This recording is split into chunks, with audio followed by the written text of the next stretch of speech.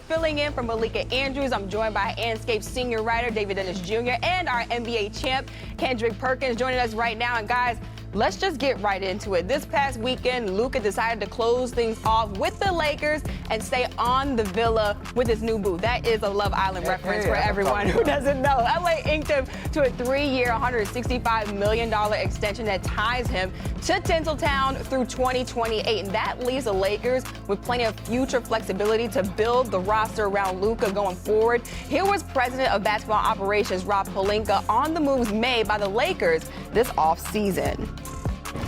We like the upgrades we're able to make to the roster, but by no means are we going to be satisfied. I think every year we're on an infinite cycle to try to improve this team and win championships, and we'll stay committed to that work. All right, now welcome in our front office insider Bobby Marks and senior writer Tim Bontemps. And you guys put out a great piece on espn.com on what's next for the Lakers after Luka's extension. So Tim, I want to start with you. Now that they have clarity on Luka's future, what are the Lakers looking forward to right now? Well, as Rob Pelinka just said in that clip there, I mean, the goal for the Lakers every year is to try to win a title. And last year, they obviously lost in the first round in 5 games to the Minnesota Timberwolves, who went on to lose in 5 games in the Western Conference Finals to the Oklahoma City Thunder, who went on to win the title. So to get to be a championship team, the Lakers have a lot of work to do. Now, if you want to look at how are you going to build around Luka Doncic, go look at what Dallas did, right? You had a bunch of big two-way wings, some rim-running centers with him. That is a formula that's led to a lot of wins for Luka Doncic in the past. However, every team in the league is looking for two-way big wings that can shoot. So getting them with limited draft picks going forward and salary cap space going forward is going to be a problem. We obviously have the LeBron James question that's hanging over the Lakers. We'll see what happens with him over the next year. He can obviously be an unrestricted free agent next summer. And another fascinating unrestricted free agent next summer is Austin Reeves, who's on a below-market contract right now that the Lakers cannot extend him on. People I talked to around the league for this story thought he'd be making $30 million or more next year. That's a huge raise from where he's at now. And if you pay Austin Reeves that kind of number, you're signing him up to be the Jalen Brunson or the Kyrie Irving alongside Luka Doncic going forward, which is a big question the Lakers are going to have to answer. Is he the right guy to pair with Luka Doncic going forward? So a lot of questions for this roster, one that obviously has some work to do to get where they want to go. And Rob Pelinka has his hands full trying to get this Lakers roster to a championship caliber level in a Western Conference led by the Thunder and the Rockets and all these other contenders up and down the lineup. Yeah, we'll keep an eye on the Reeves situation also. But what everyone wants to know is what's next for LeBron James. Perk, I see you right there. Would you got something for me? I do, because yes, Luka signed the extension, right, and he's going to be there for a while, but he also expressed that he wants to win the championship with the Lakers organization, and the key word that he put in there is that he wants to win now. So I'm going to talk about the now, and when you talk about this Laker team, their biggest issue last year and why they had a first-round exit is, one, guys were playing out of position. So you had a LeBron James playing in the center. They addressed that issue with a young DeAndre Ayton, who showed us when he's competing and playing for something under the right leadership, he could help be a center that go to the NBA Finals. He done it with the Suns.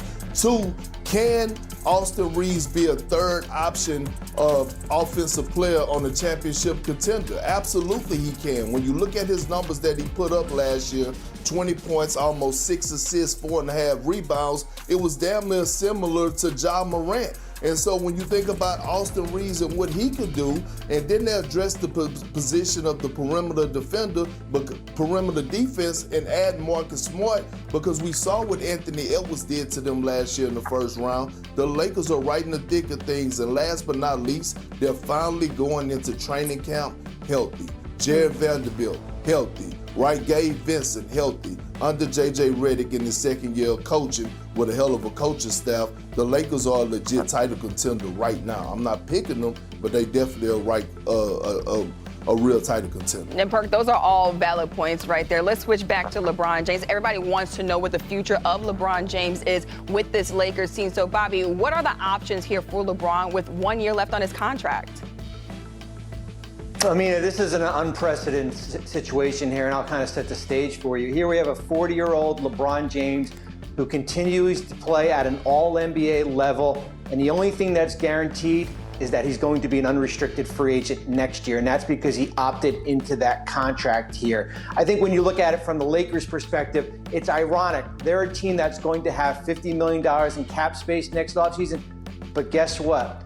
The two best free agents out there are LeBron James and certainly Austin Reeves here. So it's certainly going to be a situation that we continue to monitor as this situation goes throughout the year. I think the big question for me is what happens if this Lakers team struggles during the course of this year, and if they fall out of the top 6 of the Western Conference. Would they ever entertain moving off LeBron James? It does become complicated, certainly from a trade shooter standpoint, but I think we know for one thing, when LeBron James does become a free agent next offseason, there's going to be a line of teams out there willing to sign him if he wants to continue playing basketball. Yeah, a lot of different X factors with this Lakers team, but David, I want to ask you, what chances do you give the Lakers, as they're constructed right now, to win a championship with Luka? Unlike what Perk said, I don't think they're going to win a championship this year. I don't see them as contenders this year. I mean, you can talk about all the things they've added. You can talk about the Aiden. You can talk about the Marcus Smart. They still got bounced in 5 games pretty handily by Minnesota Timberwolves team. That's not better than OKC. That's not better than Houston. That's not better than Denver. I don't see the Lakers entering into the top 4 with what they have. You can talk about Reeves and Luka and LeBron. Somebody's got to play defense back there. And Luka looks great and all that stuff, but that doesn't mean anything in terms of how he's going to look defensively. There's a lot of stuff I need to see from this Lakers team to believe they're contenders this year. I just don't see it. Now, going forward, Bobby brings up a good point. The way that you build teams that for the Lakers traditionally has been pretty simple. You get a star, Kobe, Shaq, even Magic, or LeBron. You get one of those guys, they come to the team, and then you build around them. You get your stars later. You get an Anthony Davis, you get a Pau Gasol, you get a Metta World Peace, you get that.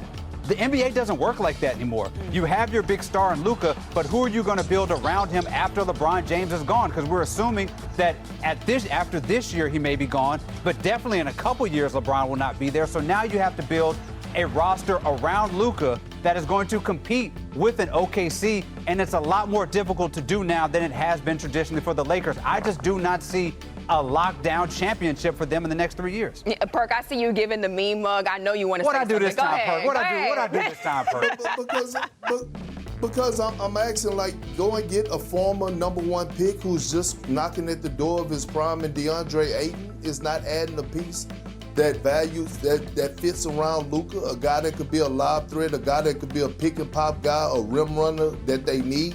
Go and get a Marcus Smart, who I believe is 31 years of age, adding him to the roster, a defensive guy that Luka actually made phone calls to because he wanted him on the roster and know what Marcus Smart brings to the table. Is not building and going in the direction of adding pieces. That is adding pieces. That they did an exceptional job, especially at the number that they got those 2 guys in. Yeah, like I feel like we can go on and on about this, but Bontemps, I want to get you in here as well before we wrap things up. What are your thoughts on the Lakers in that championship window? I mean, the